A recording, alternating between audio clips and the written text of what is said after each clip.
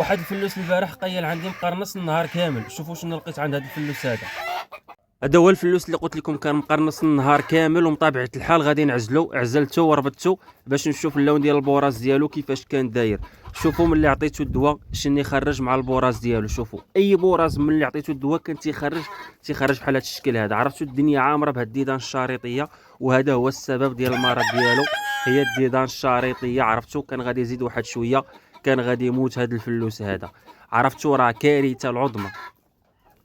واكيد غادي تسولوني شنو من دواء استعملت له. عطيته ليفافين، هذا هو الدواء اللي استعملت له، والحمد لله جاب الله الشفاء. كما كتشوفوا الديدان الشريطيه كامله خرجت، يعني الجسم ديالو اولا الامعاء ديالو تصفوا من هذوك الديدان الشريطيه. والحمد لله الفلوس هذا الصباح هذا يعني راه رجع بخير وكياكل، والامور على ما يرام ولله الحمد.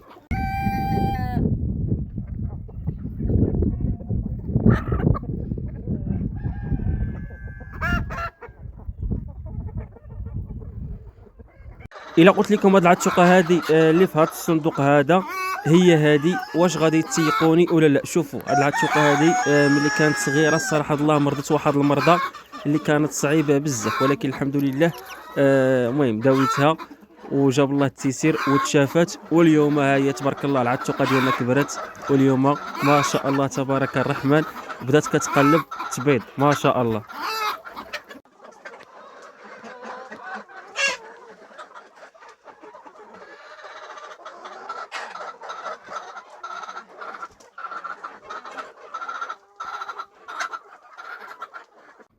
انبوكسين شحال ما درت معكم هاد انبوكسين وهاد اللعيبات وكذا. المهم ما عليناش. بالنسبه للناس اللي عندهم نقص في الانتاجيه ديال البيض، اذا هذا الفيديو هذا راه ليك. بزاف ديال الناس كيسولوني في لي كومونتير اولا في الخاص، جعفر عندنا نقص في الانتاجيه ديال البيض، يعني كيفاش انت كتعامل مع الدجاج اولا شنو كتعطي للدجاج ديالك باش عندك الانتاجيه زوينه. ما شاء الله الحمد لله والشكر لله على هذه النعمه هذه، اللهم بارك. المهم ما عليناش، غادي نجاوبكم على السؤال يعني كيفاش كنتعامل مع الدجاج اولا شنو كنعطي للدجاج. اول حاجه ولا اول عامل هو الاضاءه. هذه اول حاجه ممكن انك تخدم عليها هي الاضاءه. الدجاج كيحتاج على الاقل واحد 14 ولا 16 ساعه ديال الاضاءه، وانا متاكد الناس اللي كيزيدوا الاضاءه غادي يشاهدوا الفرق، وغادي يخليو الراي ديالهم في لي كومونتير في الاضاءه. بالنسبه للاضاءه انا كنشعلها مع الخمسة ديال الصباح. المهم ملي كيطلع النهار وهذا صافي كنطفي الضوء عليه. مع الخمسة ديال الصباح كنشعل لهم الضوء. الدجاج كما قلت لكم كيحتاج 14 حتى 16 ساعه ديال الاضاءه، وبالتالي الاضاءه راه عندها واحد الدور كبير في الزياده ديال الانتاج ديال البيض بالنسبه للدجاج. هذه اول حاجه. ثاني حاجه بالنسبه للاكل، هذا هو الاكل اللي كنعطيه للدجاج، وهذه هي الخلطه اللي كنعطيه للدجاج. ها انتم هي راه فيها الشعير زائد الذره وزائد الزرع القمح. هانتوما هادو ثلاثه المكونات اللي كنعطيه للدجاج ديالي انايا: الشعير والذره والزرع اللي هو القمح ولا فرينه ولا. المهم هذه هي الاكله الرئيسيه ديالو اللي كنعطيها ليه هنايا دائما. المهم كما كتشوفوا دابا راه الدجاج شبعان، بقاو غير هادو. جيتو لقيت الماكله مابقاتش عندهم، دونك غادي نزيدو من هاد الشويه هذا، وغادي نجمع البيضات، وغادي يكون هنا انتهى النهار ديالي مع الدجاج. الثلاثه المكونات هما الاكل الرئيسي بالنسبه للدجاج. كما قلت لكم الزرع فرينه ولا المهم القمح ولا المهم ما عرفتش شنو كتقولوا له. المهم حنا كنقولوا له الزرع زائد الشعير ولا الرويزه وزائد الذر. هادو ثلاثه ديال الحوايج اللي كنعطيهم انايا للدجاج. زائد هو انني الماكله ما كنعطيهش يعني بالتوقيت، كنعطيه مثلا في الصباح ولا.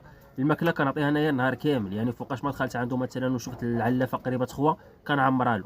يعني الدجاج كنخليه على راحته. ها كيفاش كنخدم انايا. الماكله كتقايل حداه النهار كامل، يعني كنشوف العلافه غادي تخوى عاوتاني كنعاود انني نعمر ليه العلافه. كنجي في العشيه يعني مثلا كيف ما شفتوا بقاو شي حاجه ديال الدجاجات هكا ما شبعانيش، الا شفت العلافه خاويه فضروري عاوتاني غادي نجيب. يعني بغيت انا الدجاج كامل يمشي والماكله تبقى شايطه قدامه، يعني نحس بالدجاج بانه شبعان. هذا هو السيستم اللي كنخدم به انايا. وزائد عاوتاني بالنسبه للفيتامينات ولا مضادات السموم، يعني 3 ايام في كل 15 يوم سواء مضاد السموم ولا الفيتامين. صافي الفيتامين ومضاد السموم، 3 ايام ديال مضاد السموم و3 ايام ديال الفيتامينات. هادو جوج ديال الحوايج. حتى الاعشاب كنت كنديرهم، حاليا ما بقيتش كندير، نقدر نديرهم مره في الشهر ولا مره في شهرين. بالنسبه للاعشاب يعني الا كنت مسالي وما عنديش وعندي الوقت وهذا عاد كندير لهم الاعشاب. المهم بالنسبه للفيتامين مضاد السموم ضروري في كل شهر 3 ايام كنعطيه للدجاج. هكا كنخدم انايا، وهذا هو السيستيم باش كنمشي انايا، والحمد لله الدجاج يعني كما كتشوفوا كما كنبارطاجي معكم الانتاج ما شاء الله تبارك الرحمن، سواء العتوقات اللي كيبداو يبيضوا او لا ديجا كانوا كيبيضوا، سواء الدجاجات الكبارين، كلشي الحمد لله والشكر لله كيبيض. ما عدا مثلا الا كانوا قراقين ولا هذا راه شيء عادي انهم غادي يقطعوا البيض. المهم هادشي اللي كندير انايا مع الدجاج. وقولوا لي نتوما شنو الاكل اللي كتعطيو للدجاج، كيفاش كتعاملوا. واحد العتوقه ديال لي جورن صراحه الله كنت قاطع ياسين منها انها غادي تبيض في شي نهار، صراحه الله يعني كنت كنقول انا هاد العتوقه هذه ما غاديش تبيض بحكم كانت مرضت. شوفوا لا فيديو ديالها ملي كانت مريضه، شوفوا المرض اللي كان عندها نتوما، كتبقى كتعوج راسها. وهذه العتوقه هذه راه هي العتوقه اللي شفتوها كتبيض ما شاء الله تبارك الرحمن. واليوم هي في العش كتقلب انها غادي تبيض. هانتوما العلامه ديال انها العتوقه تبارك الله ما شاء الله غادي تبيض. هانتوما هذه هي العتوقه اللي شفتو وكانت مريضه. شوف عندها المشكل في راسها، راه مازال كدوروا لدابا، كتبقى كدور راسها شويه، ولكن تبارك الله ما شاء الله العتوقه مليحه. هانتوما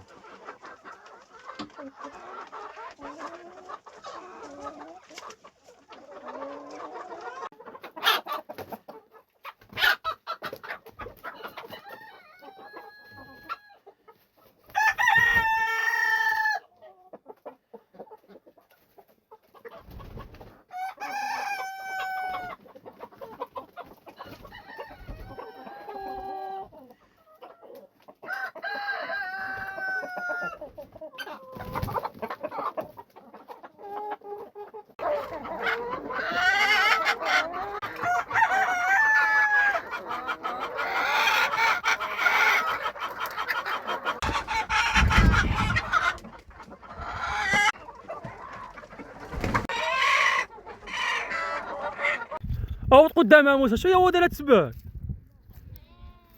هاود قدامها، ولينين هايداك. راه عاد نشعر الناس يعيط عليا شي واحد اصاحبي الصباح هذا. هاود قدامها يلا ضرع على ربيع قدامها. هاود تحت اوليها قدامها. هاود على الشعير تحت. هاود